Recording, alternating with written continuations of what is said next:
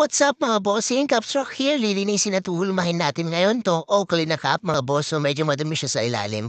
So habang pinapakita ko sa inyo mga bossing, shoutout natin ang IAS Auto Care by Boss Balpalo. Siya rin ang may-ari ng cup na yan. Maraming salamat bossing. Yan, from Lipa, Batangas po yan si Boss Balpalo. Yan, maraming salamat po sa inyong tiwala. So hinugasan na po natin ngayon itong cup. Yan. And ibababad po natin siya.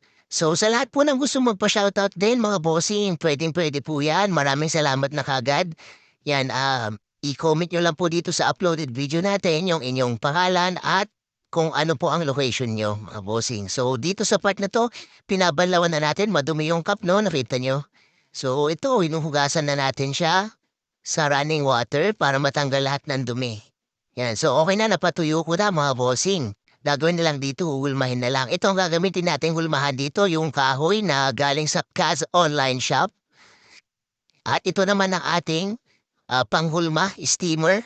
Yeah, kung gusto nyo ng link ng steamer, message lang po kayo mga boss or kahit i-comment nyo na lang dito.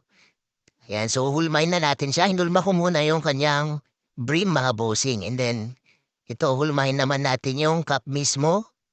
Yan, hindi naman masyadong kailangan ng super hulma na ito kasi maganda pa ang kanyang hulma mga boss. Pero tanggalin lang natin yung mga konting kusot-kusot and then spray natin siya mga bossing. Yan, tapos papatuyuin. So ito na ang result ng ating ginawa mga bossing.